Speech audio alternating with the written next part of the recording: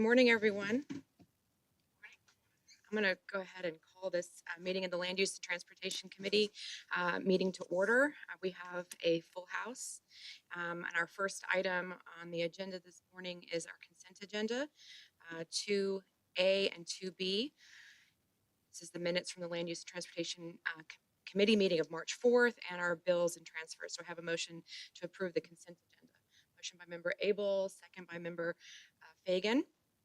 All those questions or concerns? All those in favor, please say aye. Opposed? Okay, we have unanimous passage.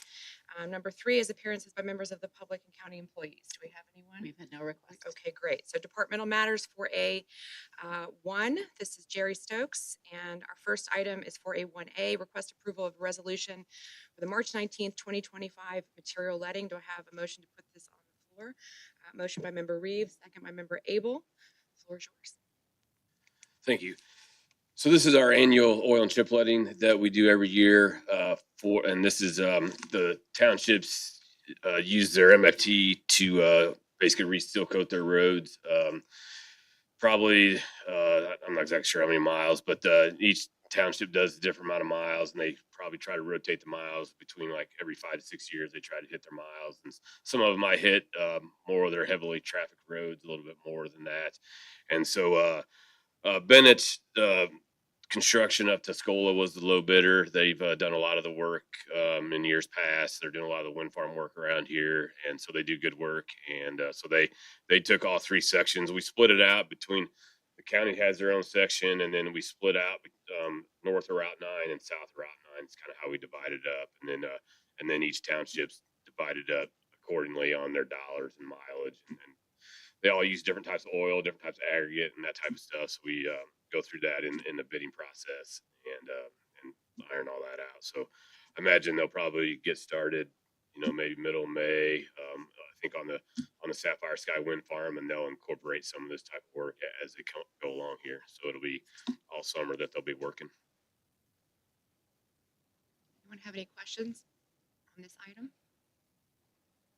Seeing none, all those in favor of 4A1A, request approval of a resolution for the March 19th, 2025 material letting, all please say aye. Opposed? Okay, it passes unanimously. Our next item is 4A1B, request approval of resolution appropriating funds for the culvert replacement of the McLean County, Livingston County line. Can I get a motion to put this on the floor? Motion by member Duffy, second by member Reeves.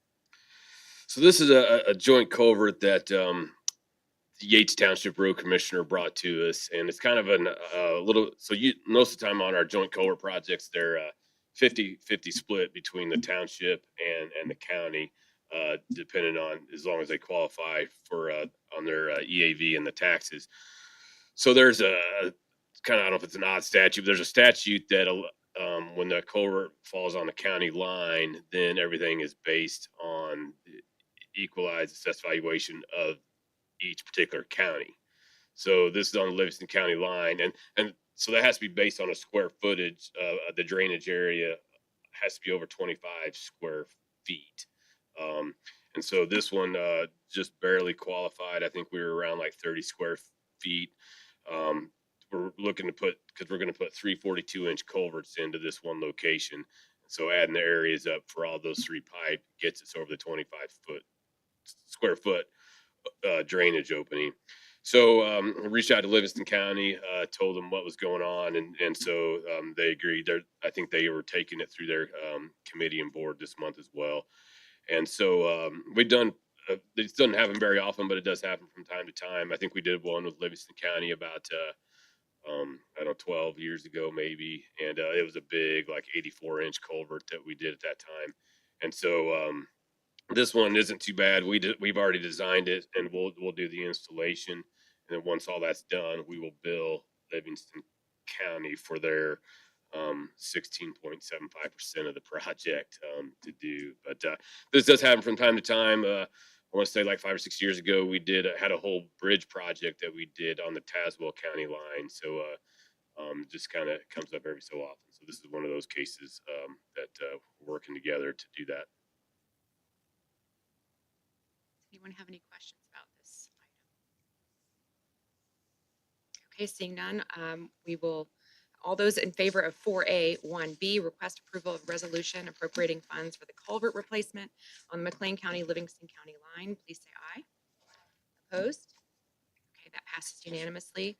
Now we'll move to 4A, 1C, request approval of construction engineering services agreement with Cummins Engineering Corporation for the Route 66 Bike Trail, Section 23-00001-06-BT. May I get a motion to put that on the floor? Motion by Member Zebarth, second by Member Fagan. So this is an ITEP project with IDOT to reconstruct the bike trail from Village of McLean to Funks Grove, where we left off a few years ago. And so we had so it was bid through IDOT bid letting, and Row Construction was the low bidder, and it was like around 3.3 million is what the bid was, which was over our estimate of we were right around 3 million. And so we requested additional ITEP funds to accommodate the increase in construction, but that also, in the original ITEP application, we had funds in there for construction engineering to have somebody that would watch over this, the inspection on this, because we don't, with our other county work and the staffing, our staffing levels, we don't have enough staff to watch over this project. So they were gracious enough to give us the additional 335,000 for the project to cover the construction and the construction engineering on this. So we chose Cummins Engineering. They designed the last phase of the bike trail, and they've done other construction engineering projects for us here in the county. So the way the ITEP is broken out is it's 80% funded by the state, and then the other 20% is made up of the Route 66 consortium, which consists of McLean County, the town of Normal, City of Bloomington, and the other smaller municipalities along Route 66. And so so for this particular agreement is around 330,000. The cost to McLean County for the construction engineering is going to be $16,400. We're about 24% of that 20% is how it's, and it's based on population. So that's going to be, and that'll be an expense that'll be incurred here in 2024 or 25, and then the project will get started, and then there'll be other construction costs as we go along throughout the project. So this is, hopefully we'll get started here sometime in May, early June, I would say, once we have everything, all the paperwork and the funding agreements all in place. Does anyone have any questions about this? Go ahead, Mr. I appreciate the fact that it's only going to cost the county $16,000, but how do you justify $330,000 for 4 miles? There's no bridge that I know of. There's no railroad that we got to go over. That's a lot of money for engineering services for 4 miles of an existing Route 66. So we're figuring the project's going to take 4 months, 4 to 5 months, and so they just add their time in, and it's in the packet there. They look at their time, how many hours. So we're I think it's 6 months is what we have it figured for. So 1,000 hours times their hourly rate times their overhead rate. I mean, it doesn't take long to get there. I mean, their overhead rate's I think 167%, and that's all approved by IDOT way out ahead of time, and then the fixed fee agreement. So if the project gets done in 4 months, then we won't use all of it. But usually on something like this, we figure the construction engineering cost is usually about 10% of the project. So that's kind of what we're looking at. I know it's expensive, and but we don't have anybody to step up and watch it. So. Any further questions? Thank you, Chair Klein. I bring this to your attention that this might be a further conversation about our engineering positions and how to address getting engineers into those open vacancies, because this will be a continued issue for Jerry and his team as we go into a busy season for these projects. Just for clarity, then we're hiring outside because we don't have staff inside to do it. That is correct. And so when we applied for the ITEP application back in 2022, I mean, we were always planning on to hire construction engineering for that. I mean, I think at that time we were thinking only it was going to be around 225,000, but with the increase in costs and everything else, the project and we added some things to the project. So the overall project increased, which all increased the construction engineering cost on it. So it just kind of a snowball effect there. Any further comments or questions? Go ahead. So the engineering bid, it was a bid process as well? Not on this one. We were allowed to, we have done that in the past, but since it was with this being state funded, we could use firms that we've had other relationships with. And I mean, to be honest, this was like, not that they're a bad firm, but I called 4 other firms prior to this, and they were all busy as well. I mean, so they all got jobs. They don't have the staff either. They're all, so it's an industry-wide problem. It's just not the highway department problem. I know I've talked to other counties and they're in the same boat, trying to find engineers and the consultants. They were just, with all their projects booked up, they couldn't find, they didn't have the staff to do it either. So, yeah, and there's like Luke was just a minute reminding me. So there's like it's called a construction management system that is a computer system that is involved with that and trying to find the right people that are qualified to do that. I mean, it's a lot of paperwork that you're uploading into the system, so IDOT can constantly review the projects as they're going along, and that's kind of a big part of it. And then the material testing, and so there's a lot that goes into it, not just being out there on the project itself.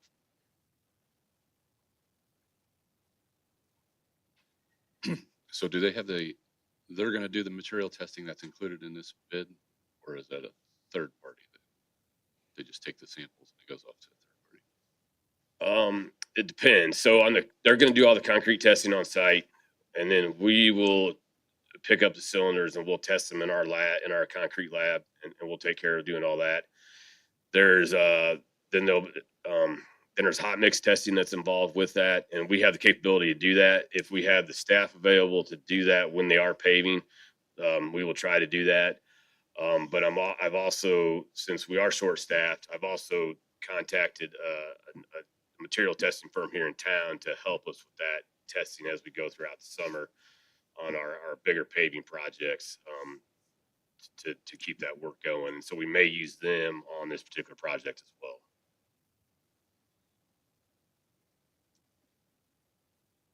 Anything else? Okay. So we will, all those in favor of 4A1C, request approval of construction engineering services agreement with Cummins Engineering Corporation for the Route 66 Bike Trail, section 23-00001-06-BT. All those in favor, please say aye. Opposed? Okay, passes unanimously. Okay, Jerry, we've got you up for 4A2, project summaries. Yes, we have started the Golden Bridge, which is just about 2 miles north of Leroy. They started this on the 24th, so I just kind of got some pictures from where they started at to where they're at today. Actually, I got some pictures from this morning from the engineer that was on site. So this is they took down the guardrail and started removing the bridge. So I got a few pictures here. I'll try to go through quick. So they just used a jackhammer and started jackhammering the rebar and the concrete out. So there's kind of another view of that. So what they did on this one is they removed the north half only to start out with, and then because they wanted to be able to use the south half a little bit for their crane to get up on, so they had enough room to drive the abutment piles And I'll show you a picture of that in a second, but that's kind of what they're doing here is just removing the north half of the bridge. So you can kind of see that here. Some more pictures. And so they haul this concrete off and then the rebar as well. So you can kind of see that. And then, so that's kind of, here's a picture with everything gone except the concrete underneath there. And then here where they're starting to excavate out for where the new piers are going and the new abutments. So I got a fair, and this, you can see there's the old abutment is right there. There's another picture of that. So they're just, these pictures are just excavating out. So then they started laying out for where the abutments are going, and so they just they got the crane in there. So yesterday they started driving the pile for the abutment, and so you can see the crane and the hammer that they've started driving here.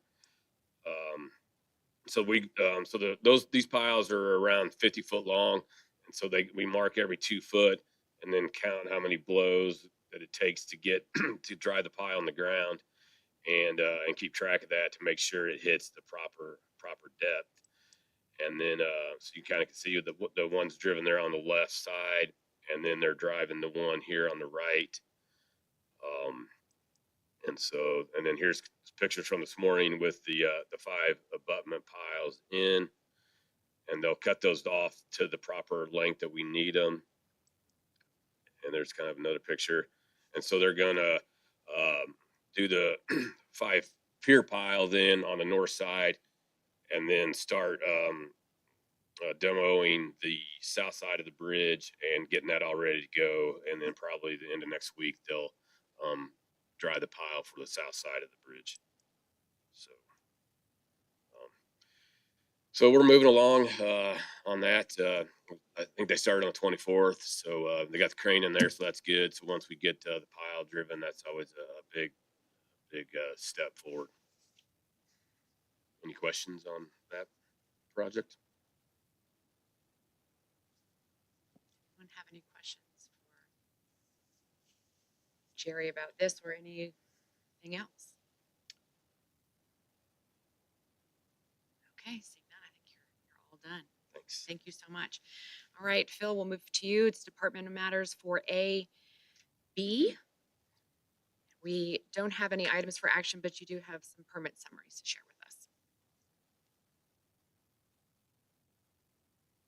Have the regular chart here. We haven't had a lot of permits yet this year.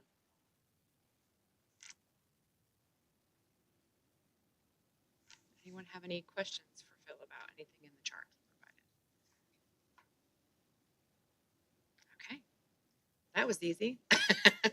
All right, so our 5A, our next committee meeting is on Tuesday, May the 6th at 8:30 a.m. Unless there is anything from the membership, we will stand adjourned. Thank you so much.